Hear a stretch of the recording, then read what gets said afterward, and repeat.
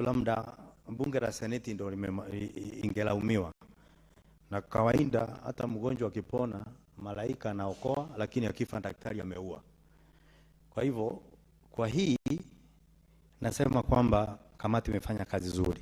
Mr. Speaker, kwanza nitaenda moja kwa moja na nishukuru bunge la seneti kwa sababu ya kukubaliana na kupitisha ya kwamba hatua za udhibitisho zipitizwe kwa kaunti zile 12 ambazo zilikuwa hazingeweza kupata mgao sawa kwa sababu hazina ukubwa na hayana vigezo vingine ambavyo vilikuwa vinatumika katika mfumo mpya ambao tulipitisha kugawa hela. Mr. Speaker, ukienda kaunti ya Kirinyaga imepata ongezeko kufuatia hatua hiyo udhibitisho ya shilingi milioni 371. Lakini Mr. Speaker, kuna kitu ningetaka niseme ya kwamba fedha hizi zinafaa ziende kwa maendeleo endelevu, wala isiende kutumika kwa kulipa mishahara ama kwenda kutumika kununua mandazi na chai na vikao ambavyo vina maana. Mr. Speaker, naongea hivi kwa uchungu kwa sababu wiki moja imepita nyumba zaidi za 20 zilichomeka pale Kerugoya, lakini hakukuwa na gari ya kwenda kuzima moto ambao imekuwa imekwama takriban miezi saba ama mwaka moja. Mr. Speaker, Mr. Speaker, wale walio kuwa wanatarajia kupata huduma kutoka kwa wazima moto wa kaunti la Gatuzi la Kirinyaga hawakuweza kusaidika, kwa hivyo walipoteza nyumba zao na mali zao.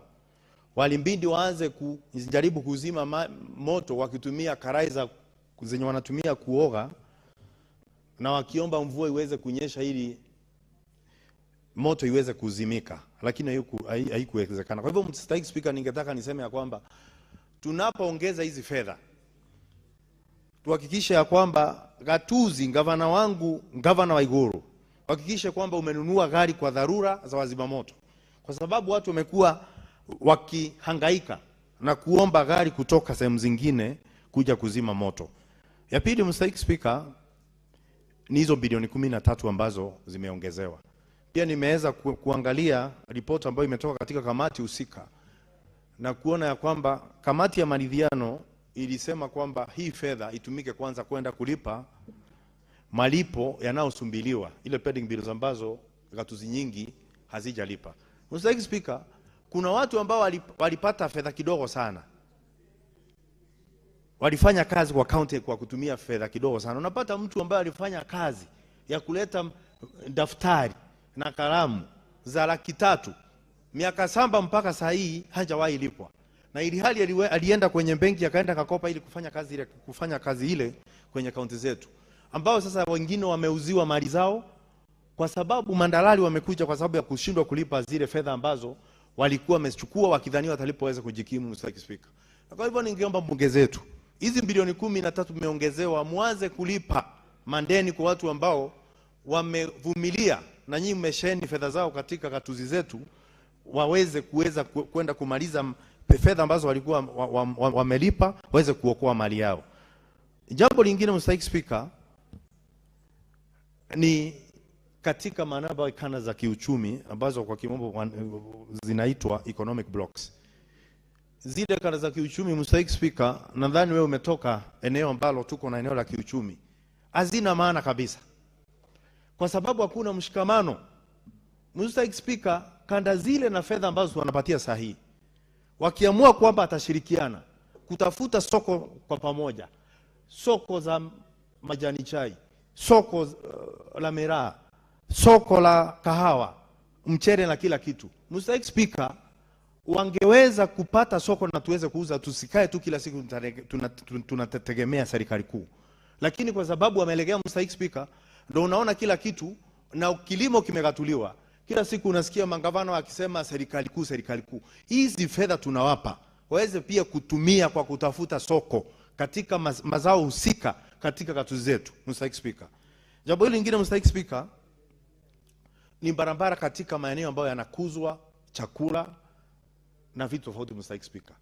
Mr. Speaker, kwa kweli ni kwamba serikali kuu imetenga takriban bilioni 250 kutengeneza barabara ambao ni kweli, kwa sababu natarajia pia katika eneo sana sana mahali nimetoka Kirinyaga, eneo la Mwea, litaweza kupata mgao ili waweze kutengenezewa barabara mahali kuna kuzwa mpunga sehemu ya Mwea, kwa sababu barabara ni mbovu sana, Mr. Speaker. Lakini serikali inapotafuta fedha, ambayo naomba na kusihi waweze kupeana mgao, ambao gunia la mchele kutoa shambani zaidi na karibu zaidi ya shilingi 1000 kuitoa shambani pekee, kwa sababu miundo msingi yote imeharibika. Pia ningetaka katika fedha ambazo tumeongeza gatuzi zetu sana sana Kirinyaga, mweze pia kuchangia kuhakikisha kwamba miundo msingi na barabara katika maeneo yanayokuzwa mpunga, kahawa na mchele imetengenezwa ili mazao yaweze kufika sokoni. Mr. Speaker. Mr. Speaker, ni vizuri pia tuseme kwamba hizo fedha ambazo tulipewa na bunge la Seneti bilioni 4.46 ambazo zilienda kwa zile kaunti ndogo 12 siweze kutumia kwa njia inayofaa. Na ni kweli kwamba wakati tunaita mangavana kuweza kuwajibika, ndio unasikia sasa mihemko inaanza. Mr. Speaker, tunaanza kuitwa majina na kuonekana kama sisi ni maadui. Lakini fedha ambazo tumeongeza siku ya leo, kwa sababu kuna hizo bilioni 13 na pia zile ambazo tumepewa kupitia hatua za udhibitisho, ni vizuri zitumike vilivyo kusaidia wananchi. Mr. Speaker, juzi wale wafanyikazi wa hospitali kuu ya Kerugoya katika gatuzi la Kirinyaga, unapata wale ambao wanaosha wagonjwa, wenye wanatumika kulisha wagonjwa, wenye wanafua nguo na kuhakikisha kwamba marazi katika hospitali zetu ni safi, Mr. Speaker, walikuwa hajalipwa kadri ya miezi 3. Na tulipoulizia tuliambiwa ni kwamba fedha hakuna kutoka kwa serikali.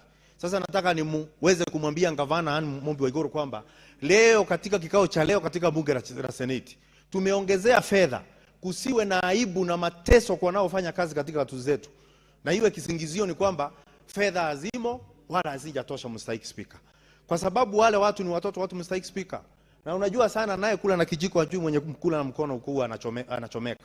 Gavana anapopata pesa yake ya mishahara na amepewa marupurupu mengine, akumbuke ya kwamba wale wandogo ambao wanahudumu katika hospitali zetu pia wameangaliwa na kulipwa kwa muda unaofaa. Wanaanda za kukimu katika shule, wana malipo wanafaa kulipa kwenye hospitali, wanafaa kulipa nyumba wanapoishi, kila siku wanaamuka na kwenda kazini.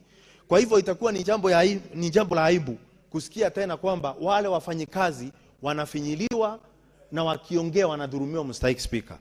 Mr. Speaker, nikimalizia ni kwamba ukulima umekatuliwa, na juzi tumekuwa tunaongea sana na wahusika wakuu katika ukulima, sana sana wanaohusu mambo ya makandamia. Mr. Speaker, jambo la kutia moyo ni kwamba nilisikia soko la makandamia litafunguliwa hivi karibuni, ili makandamia iliyo na maganda iweze kuuzwa nje ya nje. Mr. Speaker. Mr. Speaker, mimi ni mkulima. Mimi kila siku kama kuna matatizo katika wanaolima maziwa, mimi nayapata. Mkulima wa janchai napata, wenye wanalima miraa napata hiyo malalamishi, wale ambao wanahusika katika ukulima akawa napata hiyo malalamishi kila siku. Mr. Speaker, kwa hivyo nataka kusema kwamba serikali ikifungua soko la makandamia hivi karibuni, bei itatoka mahali kwa ambao ni kama shilingi 30 na ipande mpaka 200 ama zaidi. Na hatutaki sana kuwa na bei elekezi. Mr. Speaker, hakuna mahali mkulima wa kandamia akilipwa shilingi 250 atanjikuna. Sio lazima wambandikwe, lazima wapewe shilingi 100 kwa kila kilo ya makandamia. Mr. Speaker, wapewe nafasi, soko iwe huru. Mtu mwenye anataka kununua makandamia nchini akuja anunue bei nzuri, ili soko iweze soko ifunguke, mtu auze mahali anataka kuuza mali yake. Mr. Speaker, na nikimalizia Mr. Speaker, niseme ya kwamba tunapoelekea uchaguzi, kunakuwa na tambia kwa baadhi ya mangavana kukosa kulipa anda zinazosumbiliwa, pending bills, kwa sababu wale wanamaliza miaka 10 wanajua wanaokuja ndo watapambana huo mzigo. Na ndio ningetaka bunge la Seneti kuwe na mipango maalum kwamba fedha zote ambazo zitaongezewa gatuzi zetu kuanzia mwaka huu, kwamba itakuwa kulipa mandeni iwe ni kipaumbele, ili wasiendelee tu. Unapata kwamba gavana walioingia bado wana malimbikizi ya malipo ambayo yanasumbiliwa. Mr. Speaker, na kuna wengine alikuweko, na kama anafanya bajeti inavyopaswa, wanaokota pesa zao ndani kwa ndani, wanachukua pesa pia kutoka kwa serikali kuu. Mstahiki Spika, kwa nini kuwe na malipo inayosumbuliwa kwa gavana ambaye muhula wake alikuwa anafaa kupunguza malipo yanayosumbuliwa? Sasa unakuja kupata ya kwamba malipo hata zile zinasumbuliwa na malipo yanaendelea kuongezeka, Mstahiki Spika. Lakini Mstahiki Spika, sana sana kuna mangavana wanafanya venye wanataka. Lakini pia najua kama Murango ni ngumu sana kungojea kivuli kilichonyoka kwenye mti umepinda. Mangavana wengi wamepinda, Mstahiki Spika. Na ndio naomba kamati za bunge hii waweze kunyoroshwa ili maendeleo yaweze kupatikana, Mstahiki Spika. Asante sana, Mstahiki Spika. Senator Ole Kina Redama.